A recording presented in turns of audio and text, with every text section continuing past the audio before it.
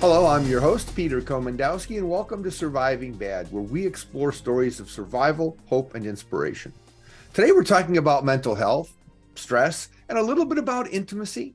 Dr. Donald Gilbert, a board-certified trauma specialist trained in critical incident stress management, who once studied marriage and intimacy, brings his unique set to mental health counseling. Those skills can help a lot of people, and our conversation today about mental health is the new normal. We're here to learn how to better manage these stressors in our lives. Dr. Gilbert, welcome to the show. Thank you, Peter. I'm glad to be here. Thank you for inviting me. I look forward to our discussion. Well, tell me a little bit about yourself, what you do, and sort of what brings us here today. Because I know I saw you speak and I thought, wow, we've got to get this guy on the show. You really impressed people in the audience. Well, thank you. I appreciate that. Tell me about myself. Wow. I don't normally get that question asked to me. I normally ask it to people who come to me. I've been doing counseling for 31 years. I was a ordained pastor for 17 years before that. Been married 46 years. I have 4 kids, all grown, all married, and 12 grandkids. And I do this for a living because I have a passion to help people.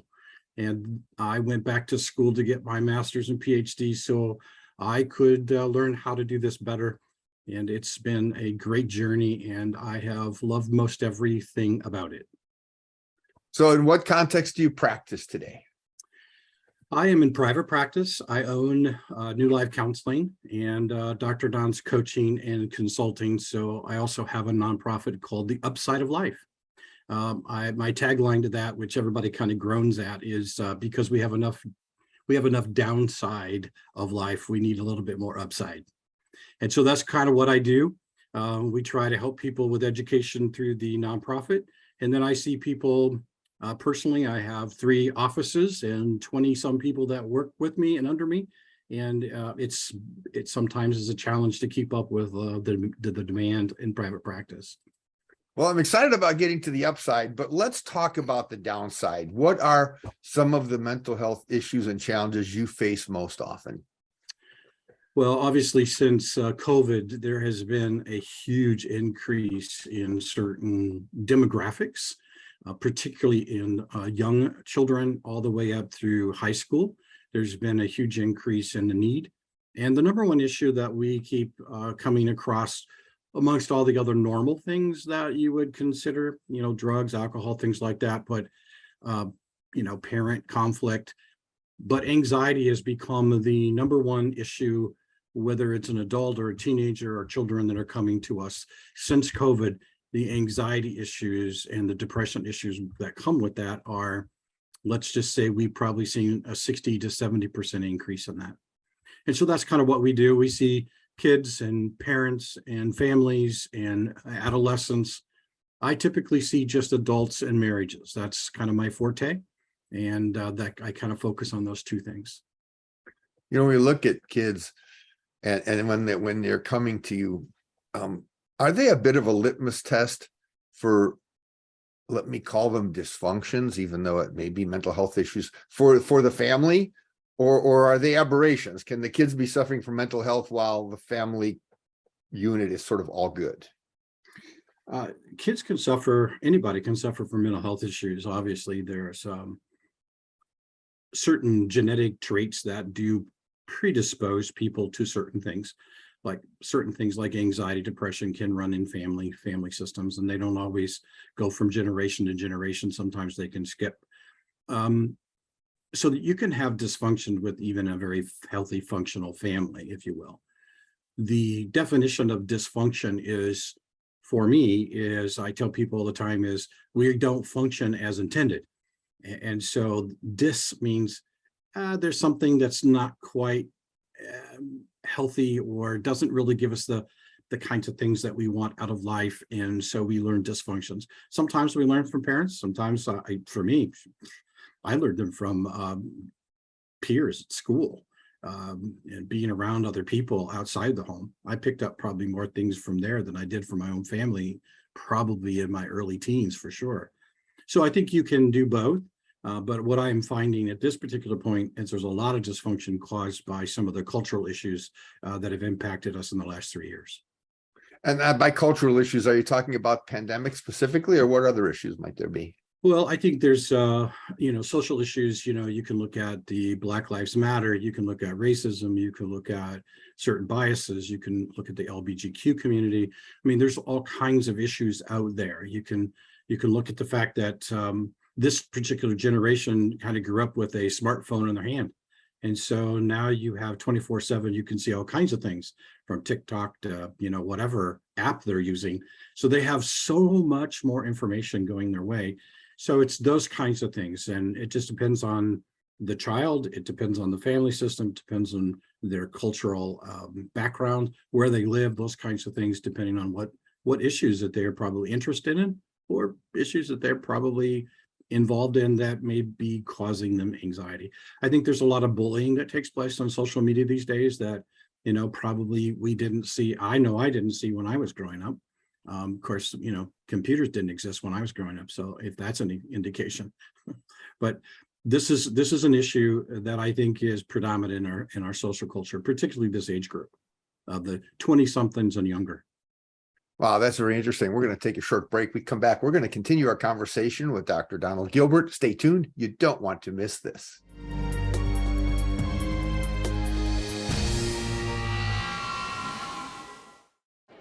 The black truck? Hey, Christina from accounting. Yeah, hi. Hey, I used to date a girl named Christina. Oh, really? Yeah, and then she dumped me for my best friend. You want to see some photos of them that I took? I don't. I thought we talked about this, buddy. Buzz and overshared again? Yeah. Yeah.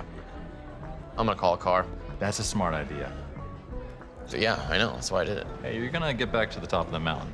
Does that mean I'm gonna get back with Christina? No. Oh. No.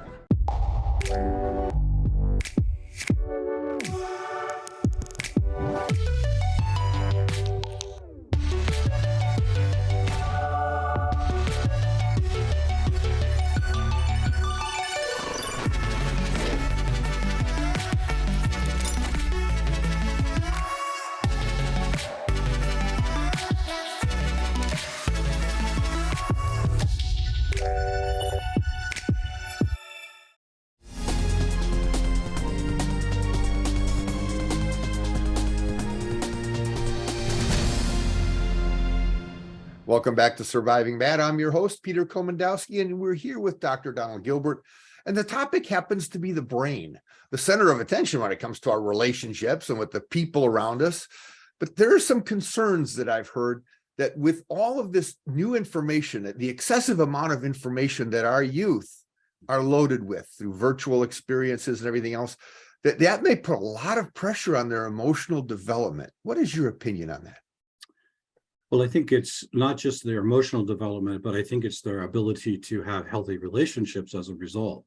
And so, you might find a very intelligent child who is very interested in lots of different things, but they may excel, for instance, in math or, let's say, science, but they may then struggle with the emotions. So what you have is, if you have an overstimulation of the brain, particularly before the age of, let's say, 12 or 13, those 6 to 11, 12, 13 age group developmentally are highly susceptible to the brain and the brain patterns that they learn. And if you overload it on one side of the brain, then that side of the brain gets highly used, but it's not necessarily going to be very resilient, meaning they're not going to be able to handle it very well.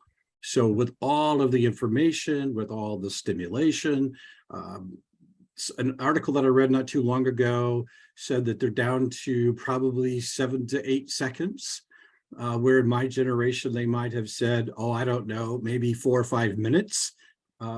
It is the natural inclination to be able to hold on to some idea or thought process, but it's so more and more and more. So yeah, I think that it really impacts not only emotional intelligence and emotional growth, but I think it also impacts our ability to then begin to say, well, what's the difference between my emotions and my thoughts?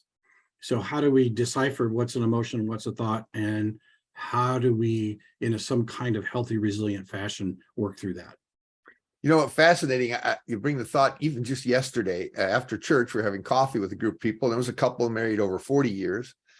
And at some point in the conversation, the husband said, I'm a Democrat and my wife's been a Republican, and it's been true all our lives. And I think, okay, they survived 40 years of marriage and those differences. And then I get home later and I'm looking at some social media posts, and there's somebody of a much younger age saying, I cannot date anybody unless they agree with me as a liberal Democrat, or vice versa. You see this all the time. That Yes. seems to be a huge shift culturally. It is, and it's really interesting in when I do marriage therapy. It's interesting when we have those kinds of conversations. So, I've had a retired couple that married again because their spouses died, and one's a Democrat, one's a diehard Republican, and they came in because they were struggling with this whole issue recently of the elections. And so, we talked about that, and they were able to at least agree agreeably at some point. But the 20-somethings, they will tell me flat out, no way, no how.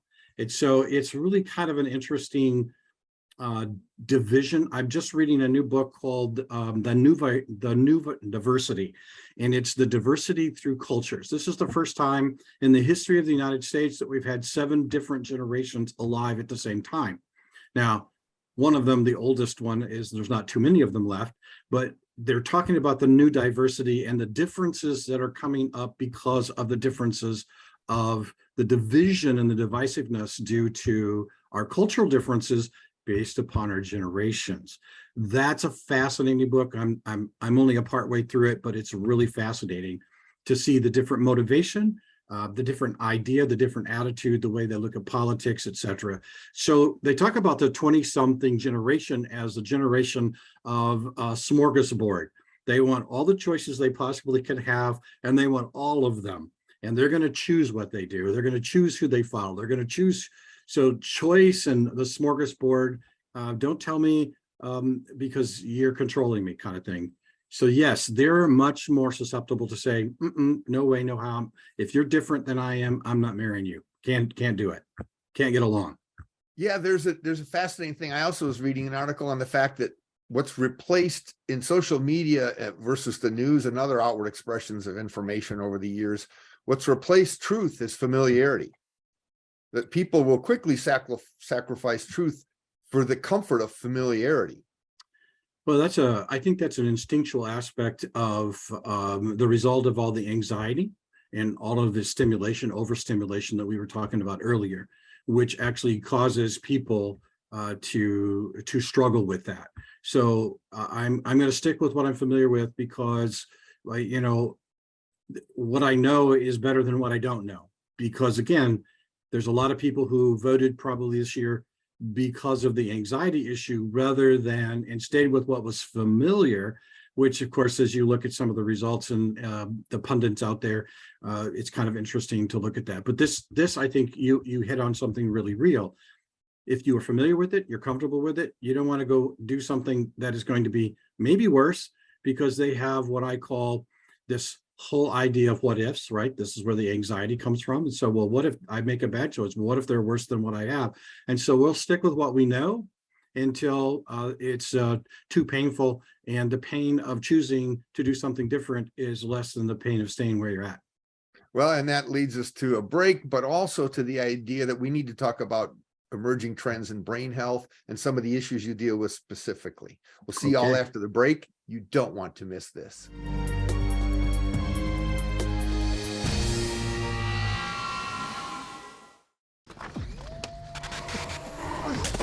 Multiple studies have shown that marijuana can slow both driver reaction and response time, which can be really dangerous. He's here. He's here. Wait. What? I can't drive.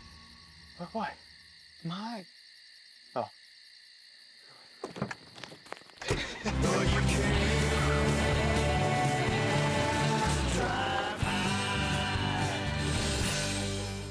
Not all internet is priced this good.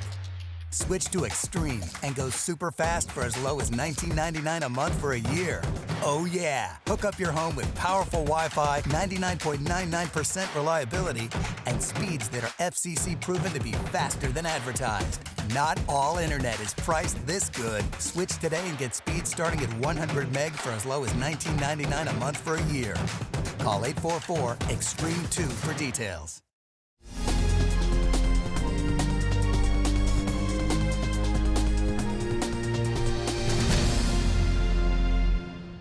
Welcome back to Surviving Bad. We're talking with Dr. Donald Gilbert, who, in addition to mental health counseling, is an author, speaker, coach, and trainer, all roles important to helping people cope with attention, anxiety, and stress. But there are some specific areas of mental health that he does focus on. Let's hear what he has to say. Welcome back. Thank you, Peter. One of the things that I have done specifically is to look into the role of ADD and ADHD in terms of development, in terms of intimacy and marriage, in the terms of parenting. And so one of the things that I've done is I've done some studies with a psychiatrist, double board certified, Dr. Daniel Amen. He has done a lot of research in this area. I've become certified through him for what we call brain function certification. So jumping right in, I started this because I am ADD. I learned somewhere along the line when I did my master's level that I have some ADD tendencies, and I wanted to know more. I wanted to know, okay, this affects me, so how much does it affect me? And looking back at my life, I could then begin seeing in my childhood how that really was impactful in my education. It was very impactful in terms of my ability to make connections with people. And so in studying a little bit about this, I got really interested to go on and get some certification and to really dig deeper into some of the research. And so that's what I've done. And I spent a lot of time doing a lot of testing for people, adults and teenagers in particular. And oftentimes that leads into talking about their own children, sometimes looking at children with ADD, ADHD, then it comes back to, oh, well, that's like me, and the parent says, and then they say, well, can I get tested? Say, well, sure, we can test that. I do a lot of testing for adults in particular. So that's kind of what we've done. And in terms of the brain dysfunctionality, when we talk about ADD, ADHD, I am not a great fan of the DSM-5 TR.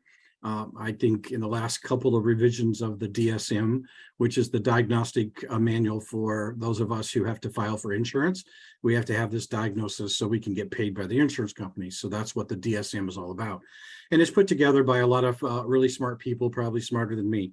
However, most of them are academics, and they're not necessarily in the, if you will, in the trenches with people that I am every day.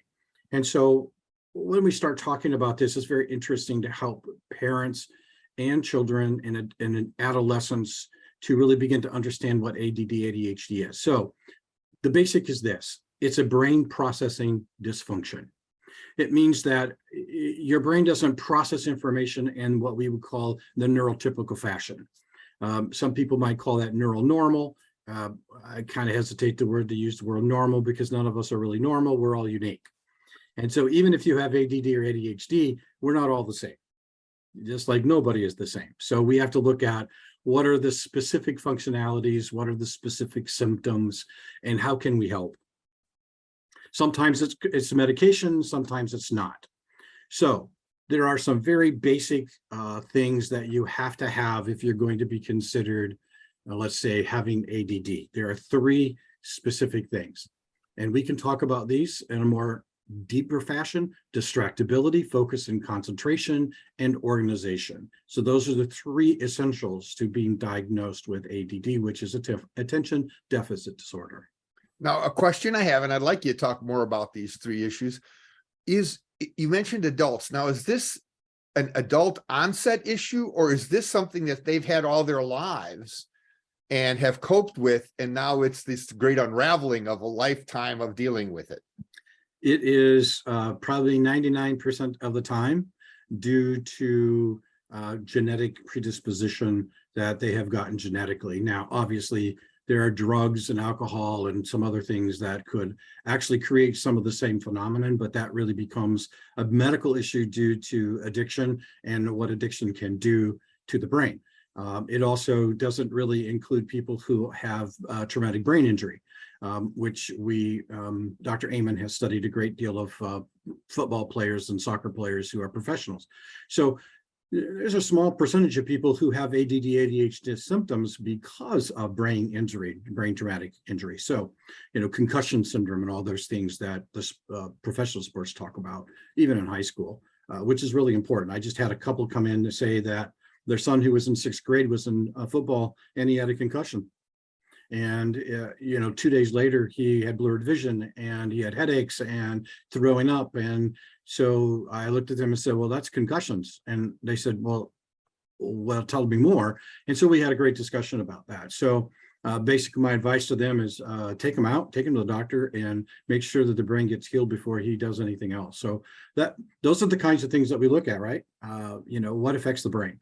But mostly when we deal with adults, it's really because that they have probably had it like I did all their life, didn't know it. All of a sudden, they start seeing things in their children and wondering, well, why aren't their kids progressing the way they're supposed to in some way? It's like, wow. Now I have 12 grandkids and 2 of my grandkids are severely autistic. And they are very, very interesting because they have a lot of similarities and they have a lot of different symptoms that are not the same at all.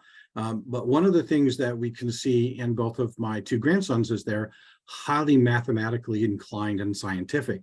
So even when they were 2 in the car, one of the games that they would play with their parents was they would be adding and subtracting 2 and 3 level. We're talking 3rd, 4th grade level math when they were 2.5.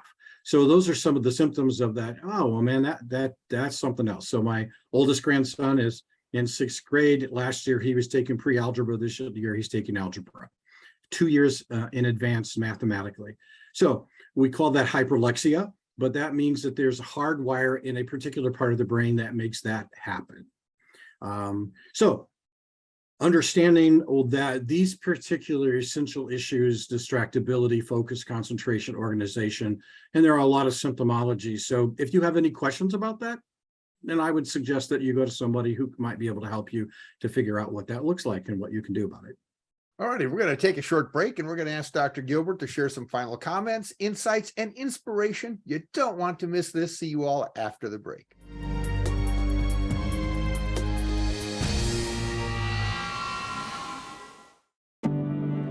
Today, more than ever, you need fast, reliable internet. At Mediacom, we want you to know you can count on us. Our fiber-powered 100% gigabit technology network was built for the future. We have enormous capacity and power and 99.99% network reliability. So even though these are uncertain times, we're prepared, and you can be certain we'll keep your world connected. If I could go back and change it all, I would. I think I'm gonna miss you the most. I'm sorry. I'm so sorry. I'm so sorry. Maybe it's just the little moments. If I could go back and change it all, if I could go back, I would. But I can't.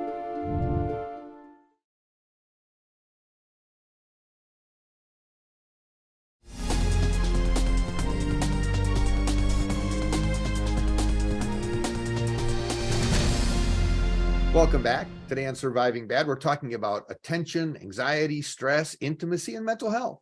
Let's see what insights, advice, and inspiration Dr. Gilbert has to share with us. Don, the stage is yours. Well, thanks, Peter. I just wanted to kind of wrap up a few things that we touched on.